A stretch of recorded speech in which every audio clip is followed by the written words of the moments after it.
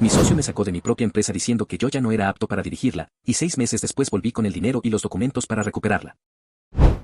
¿Alguna vez construiste algo desde cero, con tus manos, con tu tiempo, con tu dinero, con noches sin dormir y fines de semana que nunca existieron, solo para que alguien llegue un día, te mire a los ojos y te diga que ya no eres apto para lo que tú mismo creaste?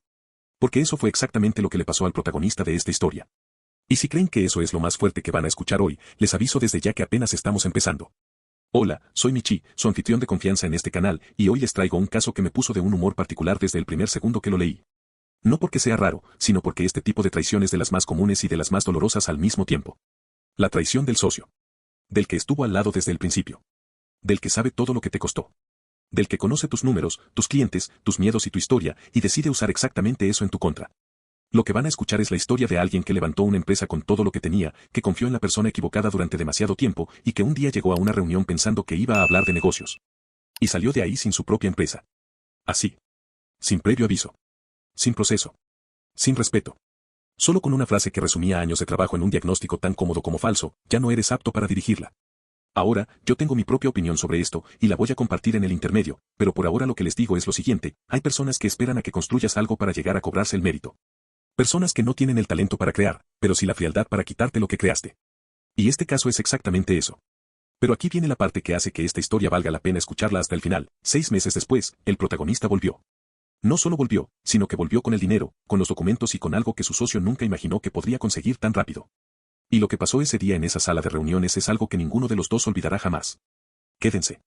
Porque esto recién empieza y ya les garantizo que antes de que termine la primera parte van a tener una opinión muy clara sobre cuánto puede costar confiar en la persona equivocada. Hay un olor muy específico que tiene la traición cuando te la sirven en tu propia mesa, en tu propia oficina, en el lugar que tú mismo construiste con tus manos. Es una mezcla de aire acondicionado frío, café rancio y el silencio tenso de alguien que está a punto de clavarte un cuchillo por la espalda sin perder la sonrisa. Era una tarde de martes. Faltaban 20 minutos para las 6 de la tarde y el sol naranja de Lima todavía pegaba contra las ventanas de cristal de nuestra oficina en Miraflores. Yo estaba sentado en la sala de juntas principal, esa misma sala que yo había pintado de blanco 7 años atrás cuando no teníamos ni para pagar a un pintor. Frente a mí, al otro lado de la mesa de vidrio, estaba Rodrigo. Mi socio. Mi amigo. O al menos, el hombre que yo creía que era ambas cosas. Rodrigo había llegado 40 minutos tarde a una reunión que él mismo había convocado con carácter de urgente. No se disculpó. Entró caminando con esa arrogancia ligera que siempre lo caracterizó, soltó sus llaves sobre la mesa haciendo un ruido metálico que me taladró los nervios, y se sentó cruzando las piernas. Entre los dos había una sola cosa, una carpeta beige de cartulina gruesa. Esa carpeta no tenía el logo de la empresa. No tenía el nombre de un cliente. Tenía mi nombre completo, impreso en una etiqueta blanca con letras mayúsculas negras. Andrés Valcárcel. Y algo en la forma en que la luz caía sobre esa etiqueta, sin que yo supiera todavía qué demonios había adentro, ya me estaba advirtiendo que mi vida estaba a punto de partirse por la mitad. Pero eso no era lo peor. Lo que verdaderamente me estaba asfixiando en esa sala no era la carpeta, sino la mirada de Rodrigo. Era una mirada vacía, corporativa, fría, como si estuviera a punto de despedir a un empleado de limpieza que apenas conocía, no al hombre que había fundado la empresa donde él estaba sentado. Para entender el nivel de miseria humana que había en esa mirada, tienen que saber cómo empezó todo esto. Esta empresa, Vertex Soluciones, no fue un capricho de niños ricos con inversores detrás. La fundé yo solo en un cuarto alquilado en Surquillo, con una mesa de plástico plegable. Una laptop que se sobrecalentaba a las 3 horas y 15,000 soles que mi madre sacó de sus ahorros de jubilación porque fue la única persona en el mundo que creyó en mi proyecto. Pasé los primeros 2 años comiendo fideos instantáneos, durmiendo 4 horas diarias y programando el software de gestión que se convertiría en el núcleo de nuestros servicios. Yo hacía las ventas, yo hacía el soporte, yo hacía la limpieza. La empresa era mi sangre. Yo todavía no entendía lo que venía cuando, en el tercer año, conocí a Rodrigo en un seminario de estrategias comerciales al que fui buscando clientes. Rodrigo era todo lo que yo no era. Yo era técnico, introvertido, obsesionado con los procesos y los detalles. Él era una explosión de carisma, un vendedor nato que podía entrar a una sala llena de desconocidos y salir a los 20 minutos con 3 promesas de contrato y una invitación a cenar. Parecía el complemento perfecto. Me deslumbró su capacidad de hablar. Lo invité a tomar un café, le mostré los números de Vertex, que empezaban a despegar pero necesitaban un empuje comercial agresivo, y le hice la oferta más estúpida, ingenua y destructiva de mi vida. Le ofrecí el 50% de la sociedad si él se encargaba de traer los clientes grandes que yo no podía alcanzar. Nos dimos un apretón de manos. Yo creí que estaba ganando un socio estratégico. No sabía que le estaba abriendo la puerta al parásito que eventualmente intentaría devorar al anfitrión. Ahí fue cuando todo cambió.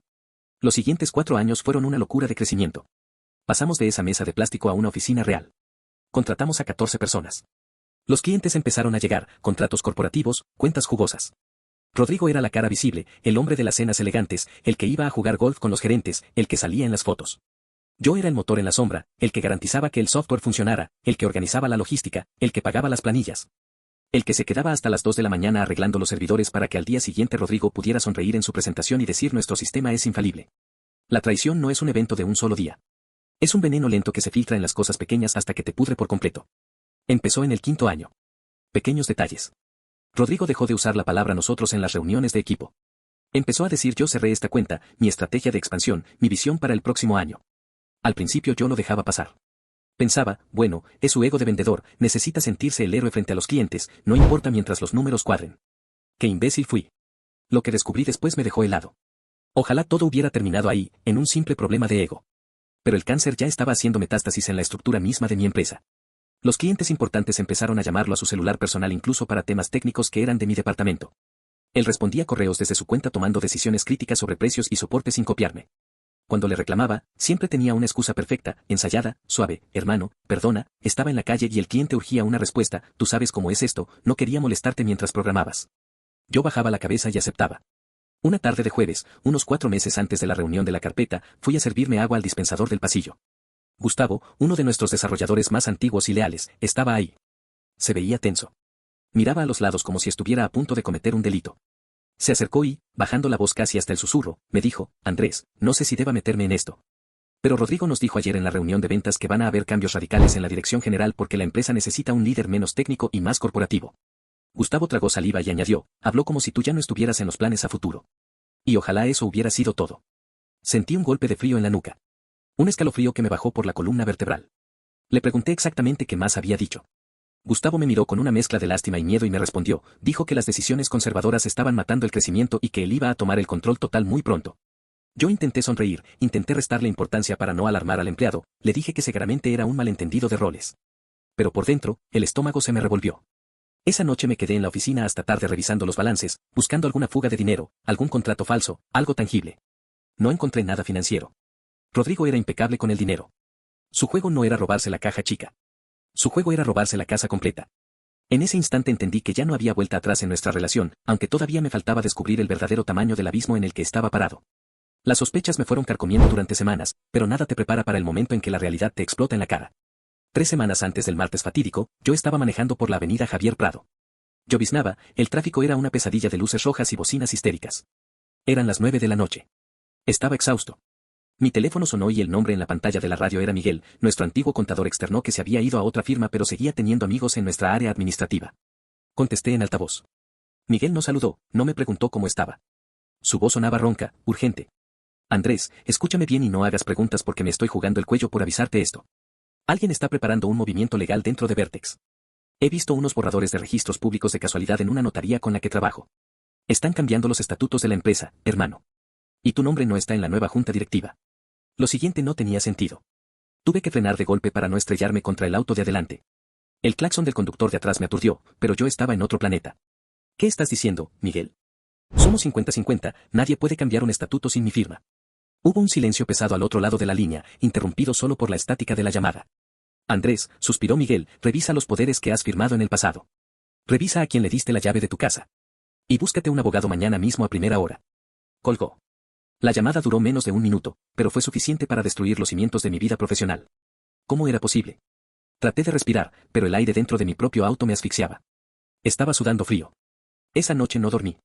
Me la pasé sentado en la sala de mi departamento, a oscuras, mirando la pared, retrocediendo mentalmente por 7 años de recuerdos, buscando en qué momento exacto le entregué el arma a mi verdugo. Nunca imaginé que ese momento cambiaría todo de una forma tan brutal. A las 8 de la mañana ya estaba en San Isidro, tocando la puerta de la oficina del doctor Paredes, un abogado mercantilista de la vieja escuela que me había ayudado con la constitución original de la empresa. El lugar olía a tabaco y a papel viejo. Le conté la llamada de Miguel temblando.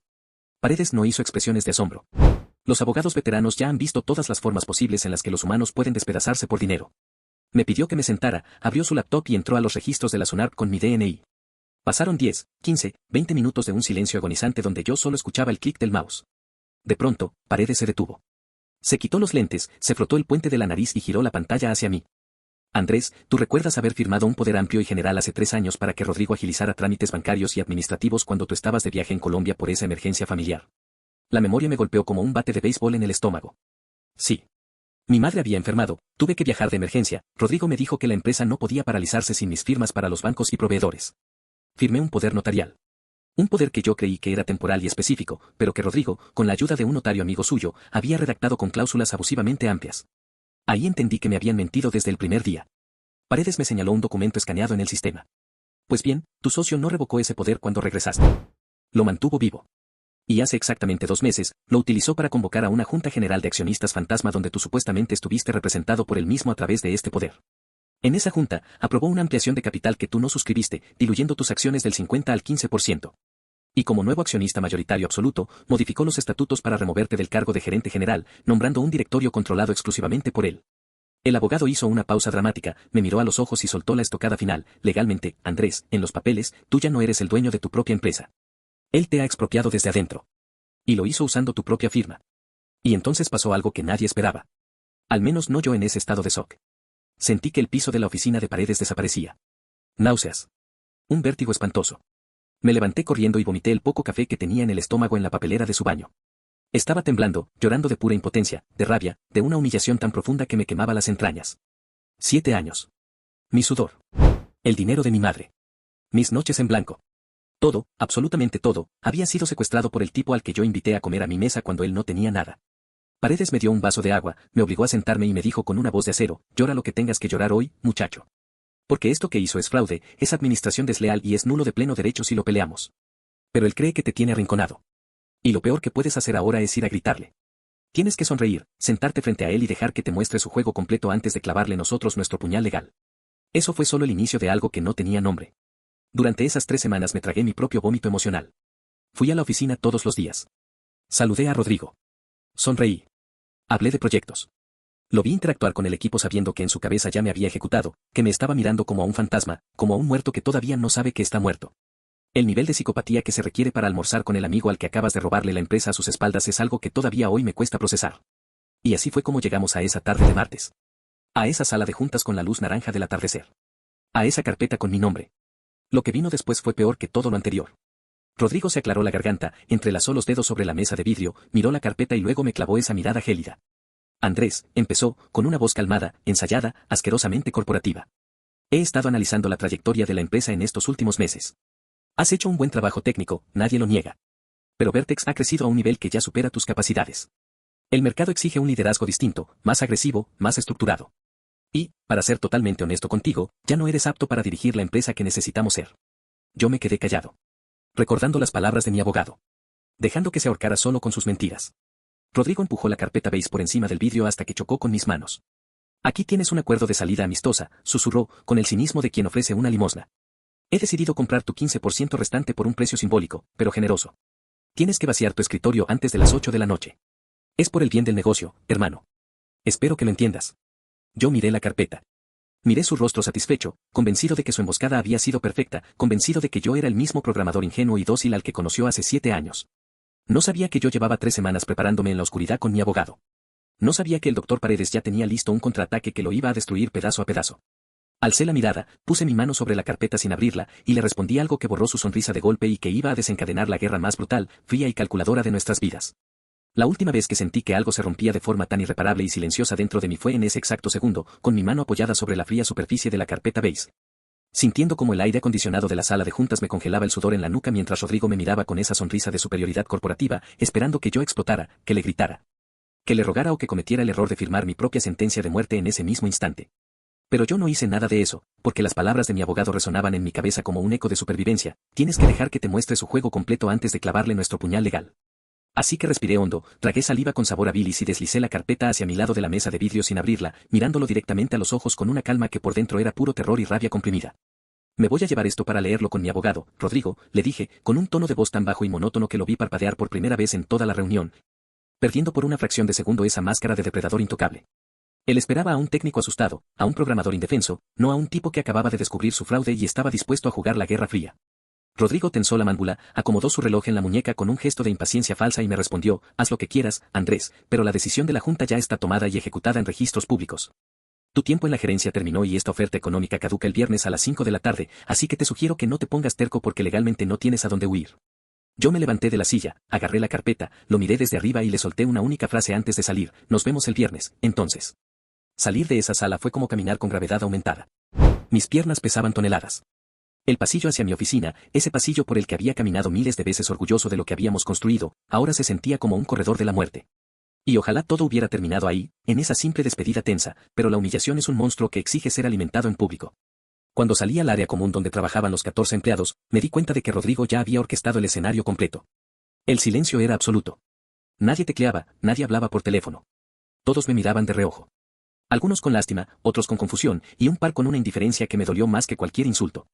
Gustavo, el desarrollador que me había advertido semanas antes, bajó la cabeza hacia su monitor cuando pasé por su lado, incapaz de sostener la mirada. Probablemente aterrorizado por su propio puesto de trabajo ahora que el dictador había tomado el trono de forma oficial. Fui a mi escritorio, agarré una caja de cartón que curiosamente ya estaba doblada y lista al lado de mi archivero, un detalle sádico cortesía de mi ex socio, y empecé a guardar mis cosas personales. Un par de libros de programación, una taza de café que me había regalado mi madre, mis audífonos, un disco duro externo con respaldos personales. Cada objeto que metía en la caja era un recordatorio de los 7 años de mi vida que me estaban robando en tiempo real. En ese instante entendí que ya no había vuelta atrás, que la empresa que yo había fundado con 15.000 soles de los ahorros de mi madre había sido secuestrada por el peor tipo de ladrón. El que te roba usando un traje a medida y una firma legalizada. Terminé de empacar, agarré la caja y caminé hacia el ascensor. No me despedí de nadie. No porque no los apreciara, sino porque si abría la boca en ese momento, me iba a desmoronar frente a todos, y Rodrigo estaba parado en el marco de la sala de juntas, observando mi retirada como un emperador viendo al exilio al rey destronado. La puerta del ascensor se cerró, bloqueando su cara de satisfacción, y recién cuando estuve en el sótano del estacionamiento, solo, en la penumbra de las luces de neón, dejé caer la caja al suelo y solté un grito ahogado, golpeando la pared de concreto con los nudillos hasta rasparme la piel.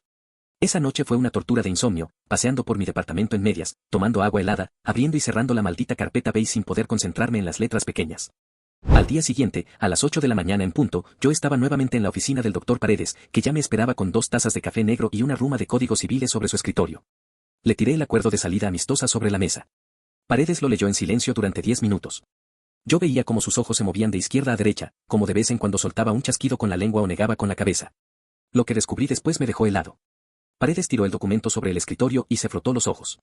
Este papel es una obra de arte de la extorsión legalizada, Andrés, me dijo con un tono de admiración asqueada. No solo te está ofreciendo comprar tu 15% restante por una miseria que no cubre ni la facturación de un mes, sino que incluye una cláusula de confidencialidad brutal donde te prohíbe hablar del tema con cualquier cliente o empleado, una cláusula de no competencia que te impide trabajar en el mismo sector por 5 años. Y la joya de la corona, una cláusula de liberación total de responsabilidades que dice que, al firmar, tú reconoces que la gestión de Rodrigo ha sido intachable y renuncias a cualquier acción penal o civil por el aumento de capital fraudulento que hizo hace 2 meses. Me quedé sin aire. El cinismo era absoluto. No solo quería sacarme, quería que yo mismo blindara su robo y me pusiera una mordaza por media década. Pero eso no era lo peor, el doctor Paredes me miró fijamente y clavó el dedo sobre el documento. Aquí hay algo que no cuadra, muchacho. Rodrigo es un vendedor, no es un experto en derecho corporativo, y este documento fue redactado por un estudio de abogados de las grandes ligas, un estudio que cobra por horas lo que tú ganas en un mes. Y para pagar a esos abogados, y para justificar el aumento de capital en registros públicos con el que te diluyó del 50 al 15%, tuvo que haber inyectado liquidez demostrable en las cuentas de la empresa. La pregunta es, ¿de dónde sacó ese dinero? Si él no tiene fortuna personal, y la empresa reinvierte casi todo lo que gana, ¿de dónde salió el capital para el fraude? Esa pregunta me dejó paralizado en la silla de cuero. Lo siguiente no tenía sentido. Si Rodrigo no tenía el dinero, ¿quién había financiado el golpe de Estado? Paredes se inclinó hacia adelante. Tenemos que demostrar, administración desleal. Tenemos que demostrar que él vació las cuentas de la empresa hacia algún lado, que usó el propio dinero de Vertex para financiar este ataque, o que tiene a un tercero metiendo dinero sucio. Pero para presentar una demanda penal y una medida cautelar que congele sus acciones antes del viernes, necesito pruebas financieras, Andrés. Correos, transferencias, contratos ocultos. Necesito la caja de Pandora. Y tú ya no tienes acceso a la oficina. Ahí fue cuando todo cambió. Una chispa se encendió en mi cerebro técnico, aplastado hasta ese momento por la depresión y la ansiedad. Rodrigo me había quitado la gerencia, me había sacado de la oficina, me había cortado el correo corporativo y seguramente había cambiado las contraseñas de las cuentas bancarias. Él controlaba todo lo administrativo. Pero Rodrigo era un inútil con la tecnología. Era un vendedor que no sabía ni cómo funcionaba el enrutamiento de los servidores que yo mismo había configurado desde cero hace 7 años. Yo todavía no entendía lo que venía, pero sabía que tenía una llave maestra. En los primeros días de la empresa, cuando yo programaba todo en la madrugada, había creado un backdoor, una puerta trasera de acceso remoto en el servidor principal. Usando una llave SSH cifrada que solo estaba instalada en mi laptop personal para poder hacer mantenimiento de emergencia si el sistema se caía mientras yo no estaba físicamente en la oficina. Era un protocolo de seguridad tan antiguo, tan enterrado en el código base de la infraestructura, que ni siquiera los administradores de sistemas que contratamos después sabían que existía, porque yo nunca la documenté. Rodrigo jamás podría haberla borrado porque ni siquiera sabía que era un puerto SSH. Miré al doctor Paredes, me levanté de un salto y le dije, dame hasta la madrugada, te voy a traer hasta el último centavo que ese infeliz ha movido. Regresé a mi departamento corriendo, cerré las persianas, preparé una jarra entera de café y conecté mi laptop. Eran las 3 de la mañana cuando abrí la terminal de comandos. Mis manos temblaban tanto sobre el teclado que tuve que borrar y reescribir mi propia contraseña 3 veces. Si habían cambiado los servidores físicos o formateado el sistema raíz, estaba muerto. Tecleé el comando de conexión. La pantalla negra parpadeó. 1 segundo de latencia. 2 segundos. 3. Y de pronto, la gloria en letras verdes, Welcome to Vertex Root Server. Estaba adentro. Era como un fantasma caminando por los pasillos invisibles de la empresa que me acababan de robar. Desde el servidor raíz, tenía acceso a absolutamente todo, bases de datos, respaldos de correos electrónicos corporativos, registros de contabilidad, historial de facturación electrónica. Empecé a extraer terabytes de información. Busqué directamente los movimientos bancarios de los últimos 8 meses, filtrando cualquier transferencia superior a los 10.000 soles que no correspondiera a planillas o proveedores conocidos. Ahí entendí que me habían mentido con una alevosía que me revolvió el estómago. Encontré una serie de facturas recurrentes, pagadas religiosamente los días 15 de cada mes desde hacía medio año, dirigidas a una empresa llamada Consultora Estratégica Horizonte S.A.C. El concepto de las facturas era un chiste abstracto, asesoría en expansión de mercados y reestructuración corporativa. Sumando los pagos, Rodrigo había desviado casi $80.000 de la liquidez de Vertex hacia esta empresa fantasma. Usé una base de datos pública en Internet para buscar a los representantes legales de Horizonte S.A.C. Nunca me imaginé lo que iba a encontrar. El gerente general de esa empresa fantasma era el hermano menor de Rodrigo, un muchacho de 22 años que estudiaba arte y que jamás en su vida había asesorado a nadie en temas corporativos. Rodrigo había estado sangrando financieramente a nuestra propia empresa, llevándola artificialmente a una situación de necesidad de liquidez, para luego justificar en actas falsas que él, como accionista salvador, haría una inyección de capital de $80.000. Y era el mismo dinero de la empresa. Me había diluido usando el patrimonio que yo mismo ayudé a generar. Sentí asco. Un asco físico, real, corrosivo. Pero la noche de cacería digital aún guardaba horrores peores. Y entonces pasó algo que nadie esperaba. Decidí descargar el archivo de correos electrónicos de la cuenta de Rodrigo y filtrar las comunicaciones con esa empresa fantasma y con el estudio de abogados que redactó mi salida. Descubrí hilos de correos asquerosos donde Rodrigo se burlaba de mí con los abogados, llamándome el técnico terco y apurando el trámite de dilución porque necesitamos sacarlo antes de la firma del contrato grande. ¿Qué contrato grande? Busqué en sus correos recientes. Descubrí que Rodrigo había estado negociando a mis espaldas la licitación más masiva en la historia de nuestra empresa con una corporación transnacional que yo creía que nos había rechazado meses atrás. Nos iban a pagar $1,5 millones por un software a medida. Pero el gerente de compras de esa transnacional le había puesto una condición a Rodrigo en un correo privado: mi directiva no quiere firmar con tu socio actual, su perfil técnico nos parece limitante. Si asumes tú el control total como gerente general y accionista mayoritario, firmamos la exclusividad. Rodrigo no dudó un segundo en venderme por ese contrato. Me había apuñalado para quedarse con la totalidad del pastel millonario. Yo imprimía correo tras correo, transferencia tras transferencia, llorando de rabia frente a la luz de la pantalla, armando el expediente que lo mandaría directo a la cárcel por fraude en la administración de personas jurídicas. Pero justo cuando pensaba que ya tenía el mapa completo del infierno, abrí un último correo reenviado que estaba en su bandeja de eliminados. Era un reporte interno, enviado a Rodrigo para ayudarle a justificar mi incompetencia frente a la junta de socios. El reporte detallaba supuestos errores técnicos míos, fallas de código inventadas y retrasos exagerados en mis entregas. El reporte era tan detallado que solo podía haberlo escrito alguien de mi propio equipo de desarrollo. Alguien con acceso a mi cronograma privado. Alguien en quien yo confiaba ciegamente. Deslicé el mouse para ver el remitente de ese correo, y cuando leí el nombre, el poco aire que me quedaba en los pulmones se esfumó. El traidor que le estaba pasando la munición a Rodrigo desde adentro, el Judas que cobraba sueldo de mi presupuesto técnico mientras falsificaba pruebas en mi contra, no era un empleado nuevo. No era alguien ajeno.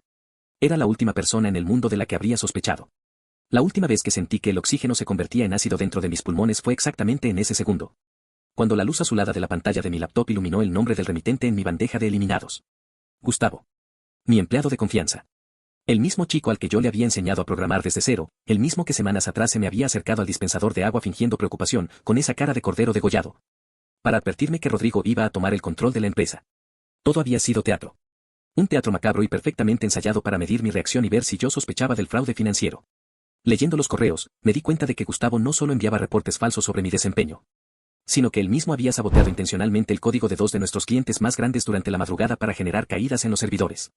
Caídas que luego Rodrigo usaba en las reuniones de directorio ficticias como pruebas irrefutables de mi supuesta incompetencia técnica.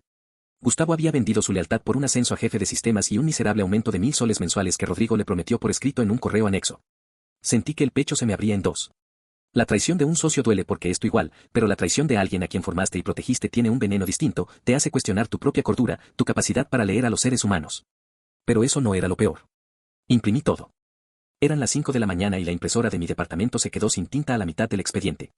Me puse una casaca sobre la ropa arrugada, agarré un disco duro portátil y caminé 3 cuadras bajo la llovizna helada de la madrugada limeña hasta encontrar un locutorio de 24 horas. El chico que atendía me miraba raro mientras la máquina industrial escupía más de 300 páginas de transferencias bancarias clandestinas, correos incriminatorios, contratos ocultos y pruebas técnicas de sabotaje. Pagué, metí todo en una mochila negra y me fui directo a la oficina del doctor Paredes.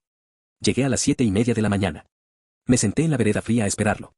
Cuando llegó, ni siquiera lo saludé, solo entré detrás de él a su despacho y volqué la mochila sobre su escritorio de caoba, esparciendo la evidencia de mi propia destrucción. Paredes sirvió 2 tazas de café negro, se puso sus anteojos de lectura y empezó a revisar el material en un silencio sepulcral. Pasaron 2 horas. 2 horas de agonía donde lo único que se escuchaba era el roce áspero del papel y el sonido de los autos frenando en la avenida afuera. De pronto, Paredes levantó la vista, se quitó los lentes despacio y me miró con una expresión que mezclaba asombro genuino y peligro puro. Andrés, me dijo con la voz ronca, apoyando sus manos sobre la montaña de hojas, esto ya no es un simple litigio societario de un par de socios peleados. Esto es una organización criminal. Tu querido socio ha cometido fraude en la administración de personas jurídicas, falsedad genérica, apropiación ilícita para él y para terceros, y lo más grave. Al triangular el dinero a través de la empresa fantasma de su hermano menor, estamos hablando de un esquema clásico de lavado de activos. Lo que descubrí después me dejó helado. Creí que con esas pruebas tan contundentes bastaba para llamar a la policía en ese mismo instante y sacarlo esposado de su falsa gerencia, pero Paredes me frenó de golpe, destruyendo mi fantasía de justicia instantánea. La justicia corporativa no funciona como en las películas, muchacho, me explicó, golpeando los documentos con el dedo índice tan fuerte que sonó como un latigazo. Si presentamos una demanda ordinaria civil hoy, Rodrigo va a contratar al mejor estudio de abogados penalistas de Lima usando tu propio dinero. Van a dilatar el proceso con apelaciones, recursos de amparo, peritajes técnicos falsos pagados por ellos. Esto puede durar 5, 6, tal vez 7 años en tribunales. Y mientras tanto, él va a firmar ese contrato millonario con la transnacional, va a vaciar todas las cuentas de Vertex para transferir el dinero al extranjero. La va a declarar en quiebra y cuando tú ganes el juicio en el año 2033, vas a heredar un cascarón vacío lleno de deudas tributarias y él estará viviendo tranquilo en Miami riéndose de ti. El pánico me volvió a trepar por la garganta como una araña gigante. Le pregunté desesperado qué demonios podíamos hacer entonces si la ley era tan lenta. Paredes se inclinó hacia adelante, acercando su rostro al mío hasta que pude oler el tabaco en su aliento. Tenemos que clavarle una medida cautelar extrema fuera de proceso. Un congelamiento preventivo total y absoluto de todas las cuentas bancarias de la empresa, de sus cuentas personales y de las acciones de su hermano. Dictado por un juez bajo la premisa de riesgo inminente de fuga de capitales y destrucción de pruebas. Un embargo sorpresa en el corazón de su sistema. Si logramos que el juez firme eso, el mismo día que vayamos a notificarle, él pierde el acceso a cada puto centavo que tiene. Y la transnacional cancelará el contrato de inmediato al ver que su flamante gerente general está embargado por fraude corporativo masivo. Sonaba perfecto, sonaba a la venganza absoluta y sangrienta que me estaba quemando las entrañas desde hace 48 horas. Yo todavía no entendía lo que venía. Porque había una trampa legal gigante, un muro de concreto armado contra el que me estrellé en ese mismo instante. Para que un juez dicte una medida tan violenta y agresiva que paralice operativamente a una empresa que factura millones, continuó Paredes sin piedad, destruyendo mi efímera alegría. Te va a exigir lo que llamamos una contracautela. Una garantía económica real. Si tú le paras un negocio de $1,5 millones a tu socio basándote en correos hackeados. El Estado necesita saber que tienes con qué responder económicamente si el juicio se cae o si el juez considera que actuaste de mala fe. Necesitamos depositar una fianza en efectivo o presentar bienes inmuebles libres de cargas y gravámenes por un valor de al menos $100,000. Y además, hay que pagarle a una firma privada de auditoría forense certificada para que valide criptográficamente estas impresiones tuyas ante el despacho del fiscal, porque si no, los abogados de Rodrigo dirán que tú eres un programador resentido que falsificó los datos. Esa auditoría cuesta no menos de $15,000 por adelantado. En resumen, Andrés, tienes la pistola cargada, apuntando a su cabeza, pero no tienes dinero para apretar el gatillo. Me quedé mudo. Paralizado. Rodrigo había secuestrado mi flujo de caja de manera intencional. Mi cuenta de ahorros personal tenía apenas 12,000 soles, dinero que guardaba para pagar mis propios gastos básicos. No tenía $100,000. No tenía propiedades millonarias. Estaba literalmente quebrado en la vida real, mendigando justicia, mientras en el papel era el fundador legítimo de una empresa que estaba a punto de cerrar un trato internacional multimillonario. Y para colmo de males, la fecha límite para la supuesta salida amistosa que me había impuesto Rodrigo bajo amenaza era al día siguiente, el infame viernes a las 5 de la tarde. Lo siguiente no tenía sentido. Llegó el viernes. Faltaban 10 minutos para las 5 de la tarde. Volví a entrar a mi propia empresa, arrastrando los pies como un condenado a muerte, sintiendo las miradas pesadas de todos mis ex empleados clavándose en mi nuca mientras caminaba por el pasillo principal. Gustavo ni siquiera estaba en su sitio, me enteré después de que se había escondido cobardemente en el baño de visitas para no darme la cara. Entré a la sala de juntas con las manos en los bolsillos.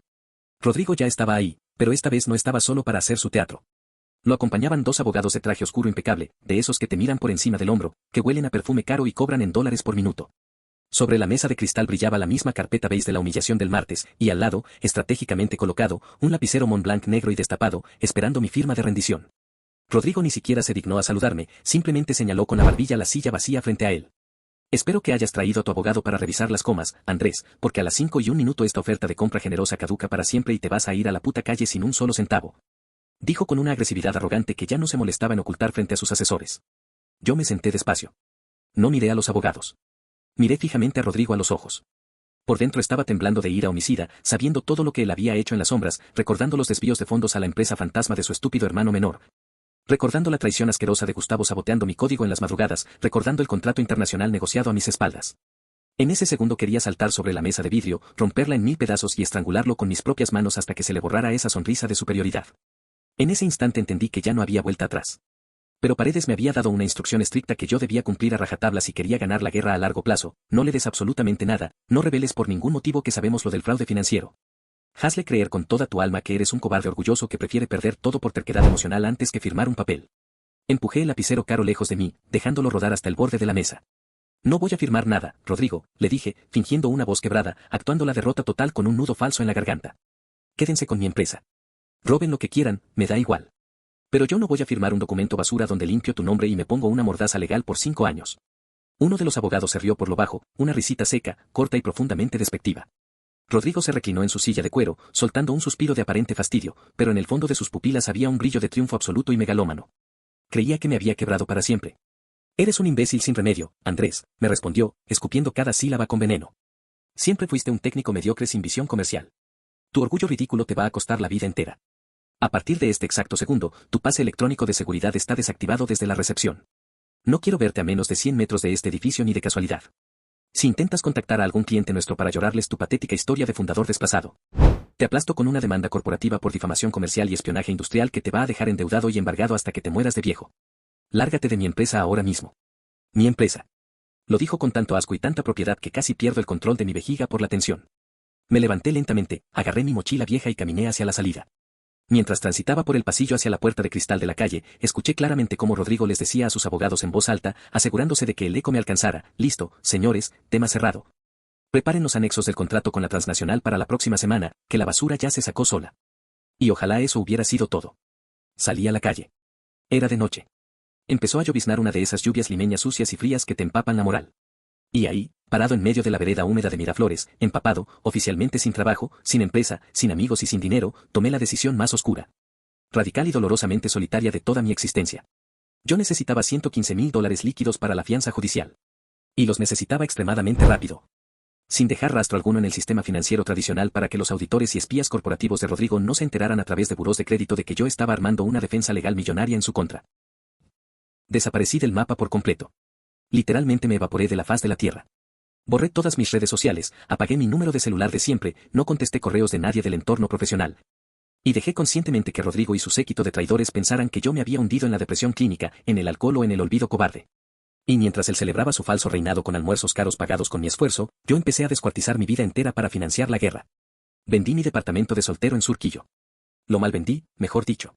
Fue un remate en efectivo oscuro, muy por debajo del precio real de mercado, a un inversionista inmobiliario buitre que cerró el trato en apenas 3 semanas sin hacer preguntas. $85,000 que fueron a parar directo a una cuenta fiduciaria encriptada bajo el control exclusivo del estudio del Dr. Paredes. Vendí mi auto sedán. Rematé mis consolas de videojuegos, mis monitores de alta gama, mi reloj de colección. Entregué hasta el último puto sol de mis fondos de pensiones de la AFP que logré retirar por una supuesta emergencia médica falsa que me inventé.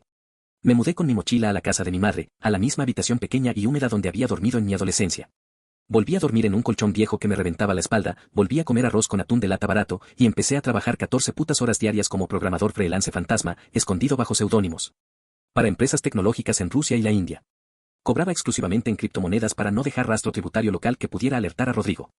Me quemaba los ojos y el alma frente a la pantalla de mi vieja laptop para juntar hasta el último puto dólar que me faltaba para la garantía del juez. Nunca imaginé que ese momento cambiaría todo de una forma tan brutal. Mi madre, que ya estaba mayor y no entendía de leyes corporativas, me veía trabajar hasta las 4 de la mañana, demacrado, con ojeras negras que parecían moretones, con el pelo sucio. Consumido hasta los huesos por una sed de justicia y venganza que rayaba en la psicopatía. Ella no me decía nada, sabía que yo estaba librando mi propia guerra mundial en silencio, solo entraba de puntillas a la habitación. Me dejaba un plato caliente de estofado en el escritorio de madera coja y me apretaba el hombro con fuerza antes de irse a dormir. Fueron exactamente 6 meses de condena. 6 meses de un infierno silencioso, de vivir como un miserable ermitaño apestado por la sociedad. De tragarme el orgullo con sangre cada vez que cometía el error masoquista de revisar LinkedIn desde una cuenta falsa y veía como Vertex, mi amada empresa, publicaba fotos profesionales de Rodrigo sonriendo en cócteles corporativos lujosos, presumiendo en conferencias el gran año de crecimiento exponencial que supuestamente estaban teniendo gracias a su liderazgo visionario e innovador. Veía a la rata de Gustavo en esas mismas fotos, luciendo trajes nuevos, celebrando con una copa de espumante su nuevo y flamante cargo de gerente de sistemas. Cada imagen que veía me inyectaba ácido sulfúrico en las venas. Pero al mismo tiempo me daba una energía oscura e inagotable para seguir tecleando código basura extranjero a las 3 de la madrugada y juntar cada centavo. Ahí fue cuando todo cambió. Paredes no había perdido un solo maldito segundo durante ese oscuro semestre de mi exilio voluntario. Con el dinero de mi vida liquidada a salvo en la cuenta fiduciaria, contrató a la mejor y más despiadada firma de auditoría forense de la ciudad. Los peritos cibernéticos desmenuzaron sin piedad los terabytes de información cruda que yo había extraído clandestinamente de los servidores. Trazaron la ruta exacta del dinero sucio, demostraron con facturas y cruces de IP la vinculación familiar directa entre Rodrigo y la empresa fantasma de su hermano. Documentaron con peritaje de código fuente el sabotaje técnico deliberado de Gustavo y armaron un expediente penal y mercantil de más de 1500 páginas que no era una demanda. Era una puta bomba atómica imposible de desactivar. Presentamos la demanda cautelar en secreto en el juzgado de delitos comerciales más estricto y temido de la jurisdicción limeña. El juez titular revisó el expediente voluminoso y la contracautela de más de $115,000 que yo había depositado liquidando el 100% de mi patrimonio terrenal. No hubo dudas en su despacho. El riesgo de fuga de activos era inminente y flagrante, especialmente porque, gracias a mis monitoreos tecnológicos silenciosos que nunca detuve, sabíamos que Rodrigo estaba a punto de recibir el primer pago fuerte de $500,000 de la transnacional en cuestión de 3 días. El jueves por la noche, exactamente 6 meses y 2 semanas después de haber sido humillado, robado y echado como un perro sarnoso de mi propia creación empresarial, mi teléfono celular sonó en la oscuridad de mi cuarto. Era el doctor Paredes. Su voz ya no sonaba a asesoramiento legal preventivo. Sonaba a triunfo frío, calculado y letal. Andrés, lávate la cara, afeítate esa barba de loco y ponte un traje que te quede bien, me dijo sin saludar, casi escupiendo las palabras de la emoción contenida. El juez acaba de firmar la medida cautelar completa, sin restricciones. A las 8 de la mañana en punto, la Superintendencia de Banca congelará electrónicamente todas las cuentas operativas y de inversión de Vertex. Las cuentas de ahorro personales de Rodrigo, sus tarjetas de crédito Platinum, sus fondos mutuos, sus inversiones en la bolsa. Absolutamente todo ha sido bloqueado preventivamente en el sistema financiero nacional por orden judicial. No puede comprarse ni un maldito chicle en la bodega de la esquina sin pedirle prestado a su madre. Además, tenemos la orden de allanamiento con descerraje y secuestro preventivo de libros contables e informáticos aprobada por la Fiscalía de turno. Lo siguiente no tenía sentido, la adrenalina me inundó el cuerpo desnutrido como una descarga eléctrica de alto voltaje directa al miocardio. El corazón me latía tan fuerte que sentía que me iba a romper las costillas desde adentro. Con la voz temblando por primera vez en medio año, le pregunté desesperado dónde y a qué hora nos veíamos para ejecutar la redada. Paredes soltó una carcajada seca y perversa a través de la bocina. Tu querido ex socio, en su infinita megalomanía corporativa, ha organizado un desayuno de gala espectacular mañana a las 9 de la mañana en el piso más alto del Hotel Westin para celebrar públicamente la firma final del contrato con la transnacional. Me reveló el abogado con un tono maquiavélico. Ha invitado a todos los clientes VIP de la cartera, a periodistas de revistas de negocios, a posibles inversionistas y a toda la gerencia alta de Vertex para coronarse como el rey del mercado frente a toda la industria tecnológica. La policía fiscal, 2 peritos del Ministerio Público y nosotros lo vamos a estar esperando cómodamente parados en la puerta principal del salón de eventos. Colgué el teléfono. Mis manos sudaban frío. Miré mis dedos, todavía callosos y agarrotados por el estrés de programar en la miseria, miré el cuarto humilde de mi madre con la pintura descascarada en la pared. Abrí el viejo ropero de madera y me puse el único traje oscuro y limpio que me quedaba y que por suerte no había tenido que vender para comer. Me miré al espejo del baño oxidado. Mi cara había cambiado. Ya no quedaba ni un rastro del técnico asustado y complaciente que firmaba poderes a ciegas. Ya no era el socio ingenuo que creía en la lealtad por encima del dinero. Era un puto misil balístico humano, cargado con $115,000 de rabia concentrada, apuntando directo a la línea de flotación y al ego del hombre que me había destruido. Salí de la casa en silencio mientras el sol recién despuntaba tímido sobre la niebla de la ciudad, subí al taxi que me llevaría al encuentro final con Paredes y, mientras veía las calles grises y mojadas pasar a toda velocidad por la ventana, repasé meticulosamente cada maldita palabra. Cada humillación y cada gesto que le iba a devolver a ese bastardo miserable cuando lo viera derrumbarse frente a sus propios invitados de honor. Pero ni en mis fantasías más salvajes y retorcidas de venganza nocturna pude prever la magnitud del caos, la histeria absoluta. Los gritos y la humillación pública sin precedentes que se desataría en ese lujoso e impecable salón del hotel cuando yo cruzara las grandes puertas dobles de caoba con la orden de embargo del juez apretada en mi puño derecho. ¿Ustedes saben cuál es el error más grande que cometen los manipuladores y los abusadores corporativos? Que siempre subestiman la capacidad de destrucción de una persona que ya lo perdió todo y a la que no le queda más remedio que reconstruirse en la oscuridad. Rodrigo creyó que había matado al perro y que se había acabado la rabia, pero lo único que hizo fue obligar a un técnico tranquilo a convertirse en una máquina de guerra sin nada más que perder. Yo leo casos todos los días, y créanme cuando les digo que este tipo de traiciones no nacen de la noche a la mañana. La avaricia es como un hongo, empieza chiquito, casi invisible, en las esquinas húmedas del ego, y cuando te das cuenta ya te comió toda la pared. El tipo se robó el crédito, se robó la plata, diluyó al fundador usando a la familia, y encima tuvo el descaro brutal de organizar un desayuno en el Westin para celebrarlo frente a toda la industria. Es que hay niveles de cinismo y luego está este sujeto. Pero lo de vender el departamento, empeñar hasta el colchón y vivir en la miseria 6 meses solo para conseguir el dinero de la medida cautelar, eso es otro nivel de determinación. Eso no es venganza de novela. Eso es hambre de justicia de la que te quema las tripas. Yo me pregunto, ¿ustedes hubieran estado dispuestos a sacrificar sus propios ahorros, su casa y su tranquilidad por 6 meses, solo para tener la oportunidad de devolver el golpe judicial perfecto? Porque yo les digo algo, muy poca gente tiene el estómago para aguantar tanto veneno en silencio sin explotar antes de tiempo. Ahora, agárrense fuerte, porque si creen que la historia ya llegó a su punto máximo de tensión, no tienen idea de lo que se viene. El desayuno de gala está servido. El traidor está a punto de levantar la copa de champán frente a la transnacional para celebrar el robo de su vida. Y el protagonista, con el abogado y la orden judicial, está a unos pocos pasos de abrir esas puertas. Lo que va a pasar en ese salón no fue una pelea, fue una ejecución pública. Sigamos. La última vez que había respirado aire puro sin sentir que la injusticia me trituraba los pulmones fue exactamente la mañana en que fundé Vertex, pero hoy, parado frente a la imponente fachada de cristal del Hotel Westin en San Isidro, el aire de Lima tenía un sabor distinto, un sabor metálico y electrizante que solo puede darte la certeza absoluta de la victoria inminente. La lluvia de la madrugada había dejado las calles brillando, y mientras yo caminaba por la explanada de la entrada, ajustándome la corbata de mi único traje decente, sentí que los 6 meses de miseria, de comer atún en lata y dormir en un colchón destrozado, se desvanecían como un mal sueño. En el lobby, con su suelo de mármol pulido que reflejaba las luces de las arañas de cristal, me esperaba el doctor Paredes. No estaba solo. A su derecha había 2 oficiales de civil de la policía fiscal, con placas colgadas del cuello y miradas de depredadores aburridos, y a su izquierda, un fiscal adjunto del Ministerio Público con un maletín negro que contenía la orden de allanamiento y embargo más agresiva que este distrito financiero había visto en años. Paredes me miró de arriba abajo, asintió con una sonrisa gélida y me extendió un sobremanila sellado. Ahí tienes tu copia certificada de la resolución judicial, muchacho, murmuró, asegurándose de que nadie más nos escuchara. Arriba hay más de 200 personas. Rodrigo alquiló el salón Limatambo en el piso 30. Ha contratado catering de lujo, cuartetos de cuerdas y un equipo de fotografía para inmortalizar el momento en que firme el contrato del $1,500,000 con los ejecutivos de la transnacional. Quería un espectáculo inolvidable. Yo apreté el sobre contra mi pecho hasta que mis nudillos se pusieron blancos. Pues le vamos a dar exactamente el espectáculo que pagó, respondí, sintiendo como el corazón me golpeaba las costillas con la fuerza de un martillo hidráulico. Caminamos hacia los ascensores exclusivos en una formación cerrada, como un escuadrón de fusilamiento vestido de saco y corbata. El viaje en el elevador fue un silencio tenso, solo interrumpido por el zumbido suave de la maquinaria elevándonos a la cima del mundo corporativo que Rodrigo creía haber conquistado con mi sangre. Pero lo que estaba a punto de presenciar superaba cualquier fantasía de venganza que hubiera maquinado en mis noches de insomnio. Cuando las puertas de acero inoxidable se abrieron en el piso 30, el sonido de aplausos, copas chocando y conversaciones elegantes nos inundó de golpe. Caminamos por el pasillo alfombrado hasta llegar a las inmensas puertas dobles de caoba del salón Limatambo, que estaban entreabiertas apenas unos centímetros. Me acerqué sigilosamente a la rendija y miré hacia adentro. El lugar era absurdamente ostentoso. Había mesas redondas cubiertas con manteles de seda blanca, arreglos florales ridículamente caros y pantallas gigantes proyectando el nuevo y flamante logo de Vertex. Y ahí, en el escenario principal, iluminado por focos cenitales, estaba Rodrigo. Llevaba un traje azul marino hecho a medida, un reloj suizo que seguramente costaba más que mi extinto departamento, y sostenía un micrófono con la seguridad de un mesías corporativo. A su lado, en una mesa VIP, estaban sentados los vicepresidentes de la corporación transnacional, asintiendo con sonrisas de aprobación mientras mi ex socio vomitaba un discurso asquerosamente poético sobre el liderazgo, la visión de futuro y el sacrificio de tomar decisiones difíciles para purgar las ineficiencias del pasado. Yo sabía perfectamente que esa última frase era una referencia directa a mí. Me estaba usando como anécdota de superación frente a la industria.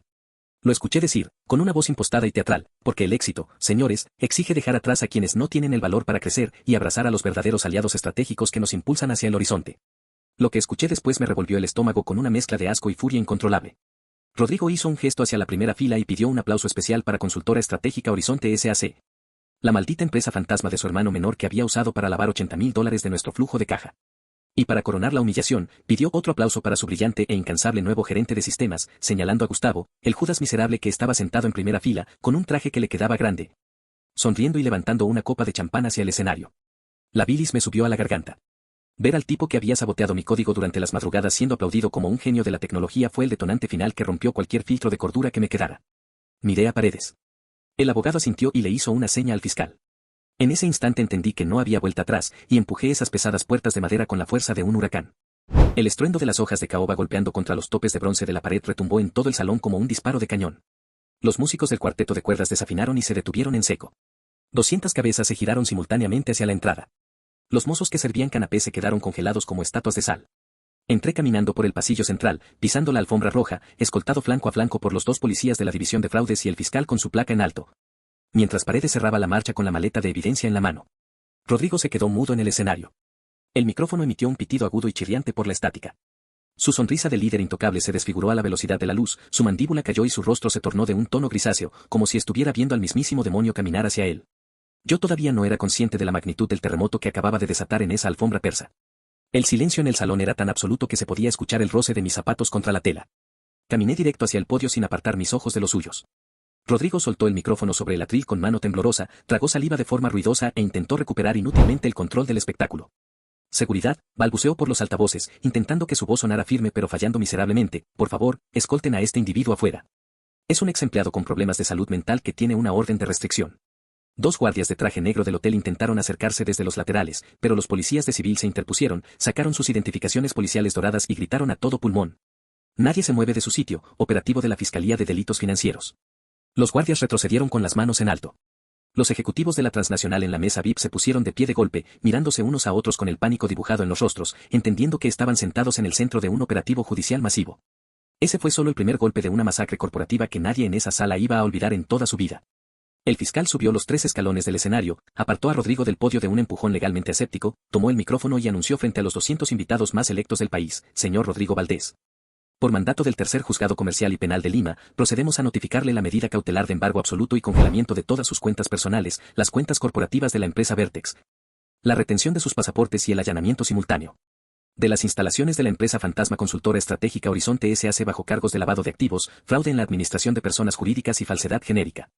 El salón estalló en un murmullo ensordecedor. Las cámaras de los fotógrafos contratados por el mismo Rodrigo empezaron a disparar flashes sin control, documentando su destrucción en alta resolución.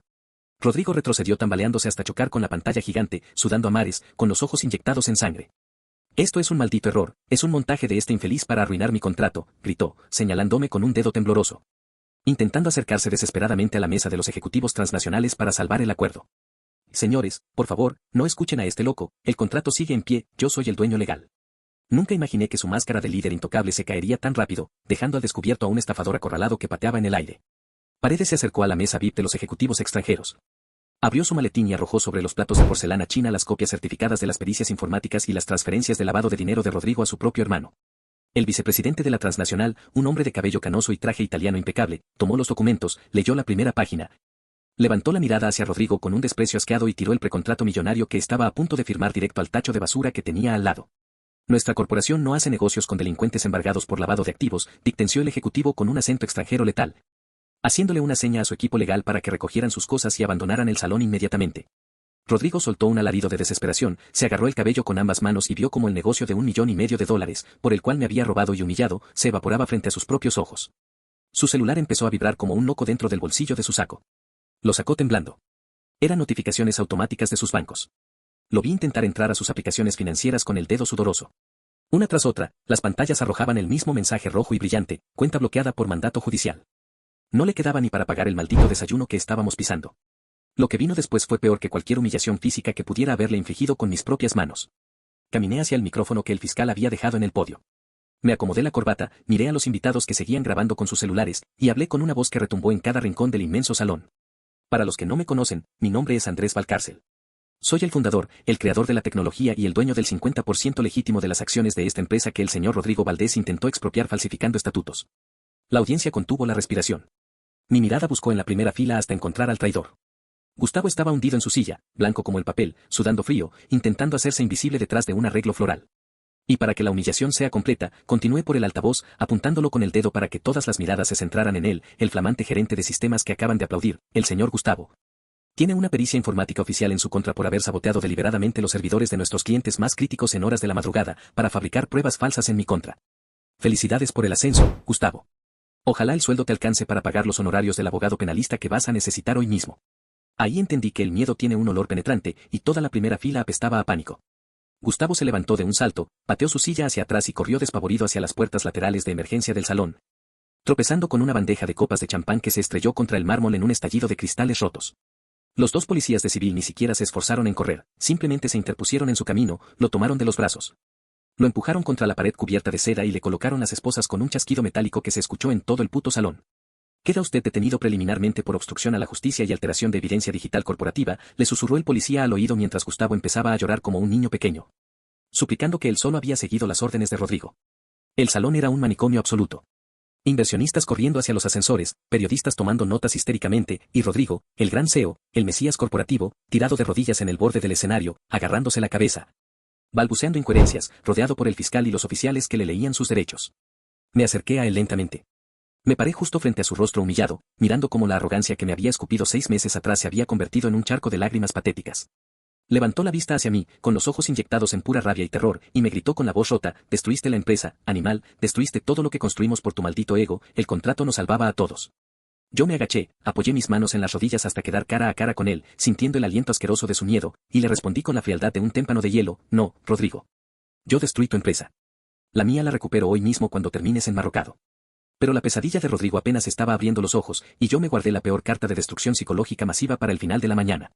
Mientras el fiscal le pedía a Rodrigo que se levantara para escoltarlo fuera del hotel y llevarlo a la comisaría para su declaración preliminar, el doctor Paredes, que había estado observando todo el caos con una calma aterradora desde una esquina, recibió una llamada en su celular. Contestó, escuchó en silencio durante apenas unos segundos, y una sonrisa perversa, afilada como una navaja de carnicero, se dibujó lentamente en su rostro veterano. Caminó hacia donde nosotros estábamos, se paró justo detrás de Rodrigo, que ya tenía las manos en la espalda sostenidas por un oficial, y puso su teléfono en altavoz con el volumen al máximo. La voz que salió por la bocina del celular no era de un policía cualquiera, era la voz del fiscal de apoyo que estaba liderando el allanamiento en paralelo al otro lado de la ciudad. Y lo que ese fiscal dijo desde el otro lado de la línea hizo que a Rodrigo se le doblaran las rodillas de forma grotesca, como si le hubieran cortado los tendones, cayendo de bruces contra el piso de mármol pulido, soltando un grito desgarrador y agónico que heló la sangre de todos los presentes en el salón de gala, porque lo que acababan de encontrar en la supuesta empresa consultora de su hermano no solo demostraba el fraude, sino que lo vinculaba con una red criminal mucho más oscura de lo que yo mismo había calculado en mis peores pesadillas. La última vez que escuché un silencio tan absoluto después de un grito tan desgarrador fue en un hospital, pero este silencio en el lujoso salón Limatambo del Westin era distinto, era el silencio del terror corporativo. El sonido de docenas de empresarios, inversionistas y periodistas conteniendo la respiración mientras el eco del alarido de Rodrigo todavía rebotaba contra las paredes forradas en seda. Tirado de bruces sobre el mármol, con las manos esposadas a la espalda y los pantalones de su traje a medida manchados de champán derramado, Rodrigo parecía un animal atropellado en medio de la autopista de su propio ego. El teléfono del doctor Paredes seguía en altavoz, sostenido en el aire como un trofeo de guerra. La voz metálica del fiscal de apoyo, desde el otro lado de la ciudad, carraspeó y repitió el informe para que quedara asentado en el acta de intervención policial que ya estábamos presenciando en vivo y en directo. Doctor, estamos en el domicilio fiscal de Consultora Estratégica Horizonte S.A.C., que resultó ser un departamento alquilado a nombre del hermano menor del investigado en Magdalena del Mar. Al ingresar con deserraje, no encontramos ninguna oficina administrativa ni material de consultoría. Lo que hemos incautado en flagrancia es un centro clandestino de minería de criptomonedas alimentado con conexiones eléctricas ilegales, docenas de servidores en rack pagados con los fondos desviados de la empresa Vertex. Y lo más grave, encontramos al hermano del investigado intentando destruir físicamente 2 discos duros que, según el peritaje preliminar in situ, contienen billeteras virtuales conectadas a plataformas de apuestas ilegales internacionales en paraísos fiscales. Estamos procediendo con la detención preliminar del familiar por obstrucción a la justicia y presunto lavado de activos agravado en banda. El impacto de esas palabras fue como una bomba nuclear detonando en cámara lenta dentro del cráneo de Rodrigo. Su hermano menor. El chico de 22 años que estudiaba arte y que él había utilizado como testaferro para robarme. Ahora estaba siendo arrastrado a un patrullero por delitos federales que implicaban penas de cárcel efectiva de hasta 15 años. Todo porque el brillante y calculador CEO de Vertex había decidido jugar al lobo de Wall Street con mi dinero y mi infraestructura tecnológica. Rodrigo empezó a hiperventilar de forma histérica, retorciéndose en el suelo de mármol como una lombriz partida por la mitad, golpeando la barbilla contra el piso mientras las lágrimas y los mocos le manchaban la camisa blanca carísima. Él no sabía nada, él solo prestó el nombre, juro que él no sabía nada, déjenlo ir, la culpa es mía, toda mía, aullaba desesperado, mirando a los policías con los ojos desorbitados por el pánico genuino que solo sientes cuando destruyes a tu propia sangre por avaricia pura. Pero los oficiales ni se inmutaron, lo levantaron del suelo tirando de las cadenas de las esposas con una frialdad mecánica que a mí me supo a gloria bendita. Lo que vino después fue peor que cualquier sentencia escrita en papel. Mientras los policías arrastraban a Rodrigo y a Gustavo, el traidor de sistemas que no dejaba de sollozar como un niño, hacia los ascensores de servicio. Pasando por en medio de todos los invitados atónitos que los grababan con sus celulares, el doctor Paredes me tocó el hombro, guardó su teléfono y me dijo en voz baja: la función principal ya terminó, Andrés. Ahora viene la disección del cadáver corporativo. Vamos a tu empresa. Ahí fue cuando todo cambió de escenario. Salimos del hotel escoltados por el fiscal, dejando atrás un salón lleno de comida intacta, música apagada y reputaciones destruidas. Nos subimos al auto del abogado y manejamos directamente hacia las oficinas de Vertex en Miraflores. Durante el trayecto de 15 minutos, yo no dije una sola palabra. Estaba procesando la magnitud del huracán que habíamos desatado. Había arriesgado los ahorros de toda mi vida, el techo de mi madre, mi salud mental y 6 meses de mi existencia en la clandestinidad absoluta para este momento. Y la realidad había superado con creces mi fantasía más oscura. Llegamos al edificio de oficinas. Subimos en el ascensor hasta el cuarto piso. La recepcionista, una chica nueva que Rodrigo había contratado recientemente y que no tenía idea de quién demonios era yo. Nos vio entrar flanqueados por la policía fiscal y casi se desmaya del susto cuando el oficial le mostró la orden de embargo en la cara. Por favor, señorita, apague su computadora, recoja sus cosas personales y abandone las instalaciones inmediatamente por orden del juzgado, le indicó el fiscal con un tono burocrático letal. La chica asintió temblando, agarró su cartera y salió corriendo sin mirar atrás. Yo entré caminando lentamente por el pasillo central, el mismo pasillo por el que Rodrigo me había expulsado 6 meses atrás como a un mendigo molesto. La oficina estaba sumida en un caos absoluto. El rumor del arresto de Rodrigo en el desayuno de gala ya había corrido como pólvora por los grupos de WhatsApp del personal, y todos los empleados, los pocos leales que quedaban y los cómplices menores del fraude. Estaban parados alrededor de sus cubículos, pálidos, susurrando, metiendo cosas en cajas de cartón presas del pánico de quedarse sin trabajo y con un escándalo policial manchando sus currículums. Me paré en medio de la sala de operaciones principal, me aclaré la garganta y levanté la voz para que todos me escucharan por encima del ruido de los teclados y el papel. Escúchenme bien todos, dije, con una autoridad fría y cortante que yo mismo desconocía tener. El señor Rodrigo Valdés y el señor Gustavo ya no forman parte de la directiva ni de la gerencia de esta empresa. Han sido detenidos por lavado de activos y fraude, y todas las cuentas están embargadas por el juzgado de delitos comerciales a mi favor. El silencio volvió a caer como un yunque sobre las cabezas de los dos empleados que me miraban aterrados. Yo soy el fundador de Vertex, Andrés Valcárcel, continué, paseando la mirada por cada uno de sus rostros, identificando a los que habían celebrado mi salida y a los que simplemente bajaron la cabeza por miedo. A partir de este exacto segundo, tomo el control total de la administración como interventor judicial nombrado por el juez. Todos ustedes quedan suspendidos con goce de haber por 72 horas mientras los peritos de la fiscalía auditan cada maldita computadora. Cada correo y cada servidor de esta oficina buscando cómplices del desvío de fondos.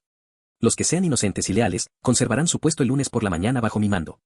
Los que hayan ayudado a sabotear mi código o a encubrir el desvío a la consultora fantasma, se irán directo a la cárcel con Gustavo. Dejen sus llaves y sus pases electrónicos en la recepción y lárguense a sus casas ahora mismo. Nunca imaginé que ese momento cambiaría la dinámica de poder de una manera tan brutal y satisfactoria. Los vi salir en fila india, cabizbajos, aterrados de sus propios correos electrónicos, entregando los pases en un plato hondo que Paredes había puesto en el mostrador. Cuando la oficina quedó finalmente vacía y silenciosa, solo con el zumbido de los servidores de fondo, caminé hacia el que hasta hace unas horas era el fastuoso despacho de la gerencia general de Rodrigo. La puerta de cristal estaba abierta. Entré despacio. La oficina apestaba a perfume caro y a triunfo efímero. Sobre su inmenso escritorio de madera de roble, había fotos de él jugando golf, un trofeo ridículo de empresario del año que seguramente había pagado él mismo, y una placa de bronce con su nombre y el cargo de CEO. Me acerqué al escritorio, agarré la placa de bronce dorada que simbolizaba todo mi sufrimiento, mi humillación y el fraude más miserable de la historia de mi vida. Y la tiré de un solo golpe al tacho de basura metálico que estaba en la esquina, escuchando el ruido sordo del metal golpeando el fondo vacío. Yo todavía no entendía lo que venía en términos de burocracia pesada, pero la guerra psicológica la había ganado por nocaut absoluto. Paredes entró detrás de mí, se sentó en uno de los sillones de cuero para visitas, estiró las piernas y prendió un cigarro con la tranquilidad de un general que acaba de arrasar una ciudad enemiga sin sufrir una sola baja. Ahora empieza lo aburrido, Andrés, me dijo exhalando una nube de humo espeso hacia el techo pintado de blanco. El juez ha congelado todas las cuentas de Rodrigo, pero el dinero que trianguló a través de su hermano en las plataformas de criptomonedas está retenido por la Fiscalía Antilavado. Te va a tomar unos meses recuperar la liquidez total de la empresa mediante el juicio ordinario. Pero como interventor tienes el control operativo para seguir facturando con los clientes que no huyan despavoridos por el escándalo en los periódicos mañana. Yo me dejé caer pesadamente en la silla gerencial de Rodrigo, sintiendo el cuero frío bajo mis manos sudorosas. Estaba exhausto, vacío, drenado física y mentalmente, pero con una paz interior tan profunda y oscura que me asustó por un segundo. Le pregunté a Paredes qué pasaría con mi ex socio en lo penal. El abogado sonrió con malicia, se acomodó los lentes y soltó la bomba de gracia. Rodrigo tiene 3 problemas gigantes que no va a poder solucionar ni vendiendo su alma al diablo, enumeró con los dedos. Primero, el lavado de activos agravado con su hermano, la fiscalía pedirá prisión preventiva de 36 meses mientras investigan los paraísos fiscales. Segundo, tú le vas a demandar por daños y perjuicios comerciales hasta dejarlo en calzoncillos. Y tercero, ¿recuerdas que los fondos mutuos, las inversiones de bolsa y las cuentas de su madre también estaban vinculadas a sus firmas personales y las embargamos como terceros civilmente responsables? Asentí lentamente, recordando esa jugada maestra de Paredes en la demanda. Bueno, muchacho, Rodrigo no solo arruinó su propia vida y mandó a su hermano menor a un penal por obstrucción. También le congeló la cuenta de jubilación a su propia madre. Acaba de destruir el apellido Valdés de la faz de la tierra corporativa y familiar por 3 generaciones, y no tiene ni para pagar la fianza del primer abogado de oficio que le asignen en la comisaría. Está muerto en vida. Y ojalá eso hubiera sido todo. Ojalá la historia terminara con él pudriéndose en una celda preventiva esperando un juicio miserable y sin recursos. Pero la cobardía humana siempre encuentra una forma de arrastrarse por el lodo para buscar piedad donde solo debería encontrar desprecio. A las 3 semanas de la redada en el hotel, cuando yo ya había estabilizado la empresa, recuperado a la mitad de los clientes asustados y limpiado la planilla de todos los traidores cómplices del fraude informático, recibí una llamada del teléfono fijo del penal transitorio de San Jorge. Era un domingo por la mañana. Yo estaba en el departamento que acababa de alquilar, cocinando tranquilo, mirando la ciudad desde el balcón. Contesté porque reconocí el prefijo automático del instituto penitenciario. La voz al otro lado de la línea era un susurro patético, quebrado, apenas audible por encima del ruido de fondo del pabellón de reos primarios. Andrés, hermano, por favor, soy yo. Rodrigo, balbuceó, llorando de una forma tan humillante y desesperada que me dio un escalofrío de repulsión inmediata.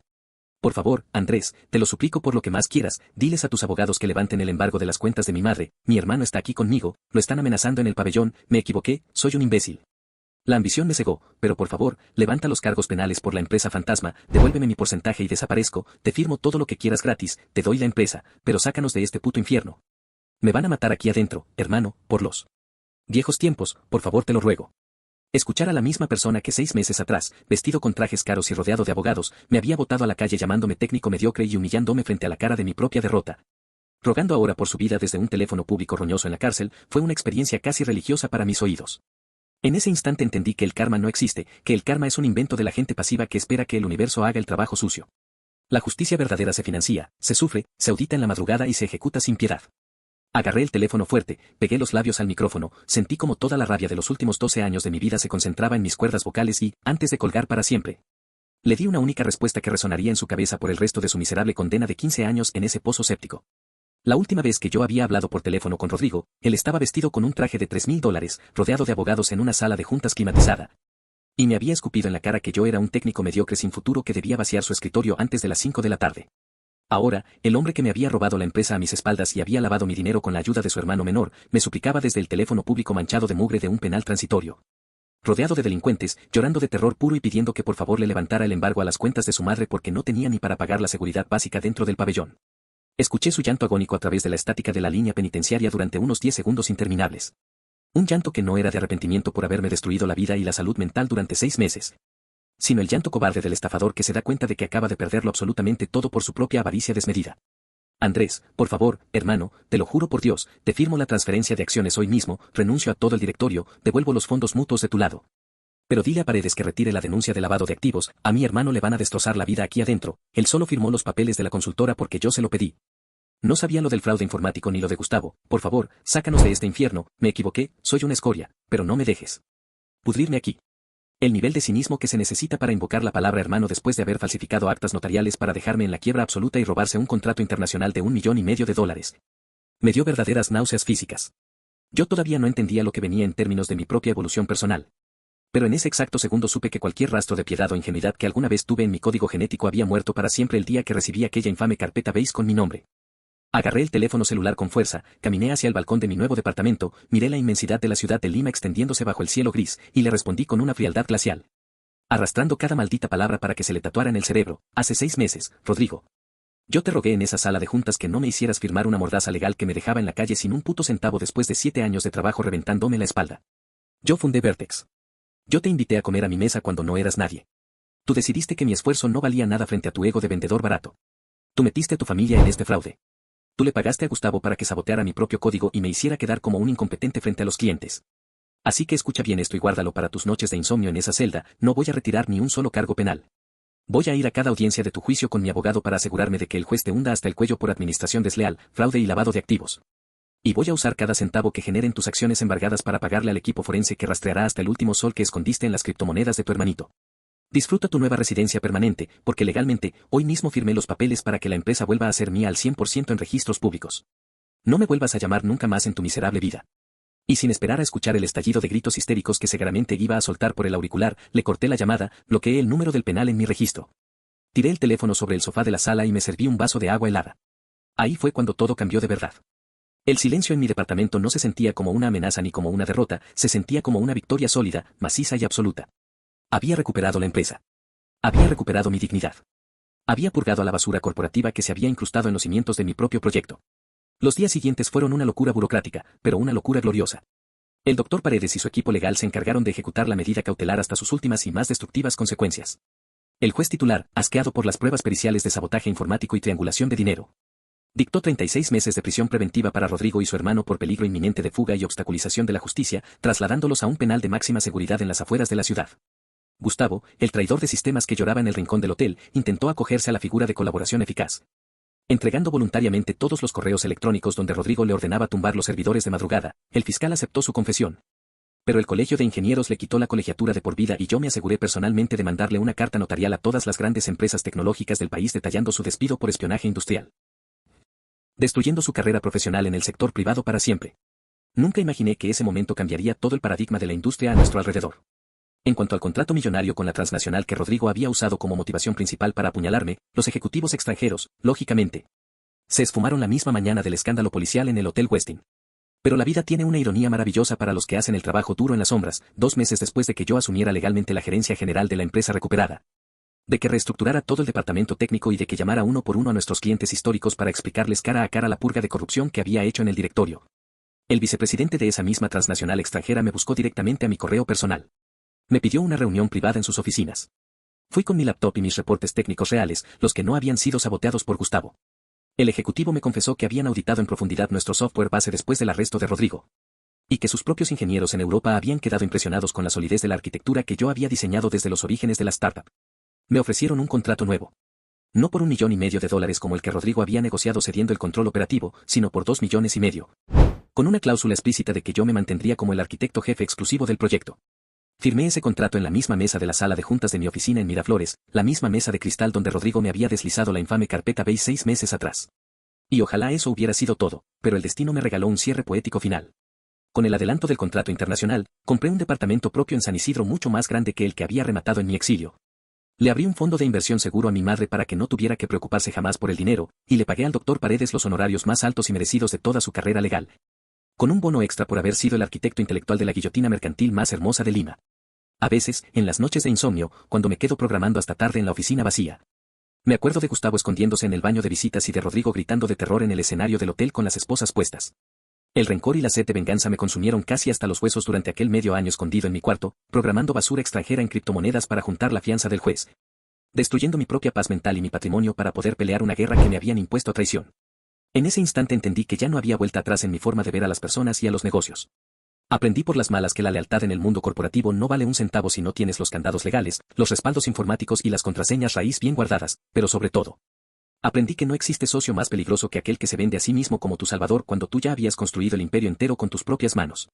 A veces, la justicia no es ciega, simplemente necesita que tú mismo le compres los putos lentes de aumento y le pongas el rifle francotirador en las manos para que dispare directo al ego del cobarde. Supongo que necesitaba sacarme toda esta basura del pecho de forma anónima, porque, aunque gané la guerra y recuperé mi patrimonio triplicado, el asco por haberle dado 7 años de amistad a un psicópata narcisista es algo que todavía me da pesadillas. Así que gracias a Mido Reddit por darme el espacio y prestarme su voz para soltar esto, porque a veces uno solo necesita contar cómo le cortó la cabeza al dragón para confirmar que el monstruo de verdad está muerto. Ustedes habrían sido capaces de vender toda su vida, vivir en la miseria absoluta por 6 meses y jugarse la cárcel por espionaje digital solo para destruir al socio que los traicionó. O simplemente habrían firmado la salida amistosa y evitado el infierno judicial. Hay historias que te dejan pensando, y luego está este nivel absoluto de destrucción corporativa calculada milímetro a milímetro. Lo de Rodrigo no fue solo robo, fue un asesinato de carácter en cámara lenta. Y la respuesta de nuestro protagonista fue exactamente lo que un traidor de ese calibre merecía, no un grito histérico en una sala de juntas vacía, sino un francotirador judicial disparando frente a 200 invitados VIP en el hotel más caro de la ciudad. Una cosa es que te ganen, y otra muy distinta es que te humillen hasta el punto de que los mismos clientes que intentabas impresionar te vean salir esposado por la puerta de servicio. Poesía pura. Personalmente, me quedo con 2 lecciones gigantes de este caso. La primera, nunca, jamás, dejes las llaves maestras de tu negocio, de tus contraseñas y de tu infraestructura en manos de alguien que solo sabe hablar bonito. Y la segunda, si vas a robarle la empresa al fundador, al menos asegúrate de que el tipo no sea un genio de la informática con acceso remoto y la paciencia de un asesino a sueldo. Michis, gracias de corazón por quedarse hasta el final de este caso, por bancar el drama y por acompañarnos en cada historia que traemos al canal. Ustedes saben que este espacio crece gracias a sus comentarios, a sus debates y al apoyo brutal que siempre le dan a los videos. Si esta historia de venganza magistral te gustó, no te vayas sin suscribirte, dale al botón rojo y activa la campana para que no te pierdas el próximo caso, que ya les aviso, viene igual o más pesado. Acá arriba les dejo otro video que seguro los va a dejar pegados a la pantalla un buen rato. Y ahora les toca a ustedes, ¿estarían dispuestos a perder absolutamente todo su patrimonio, a vaciar sus ahorros y a vivir como fantasmas durante 6 meses solo para armar la venganza perfecta? ¿O habrían agarrado el dinero de la salida amistosa para ahorrarse el trauma legal? Los leo en los comentarios. Nos vemos en el próximo video.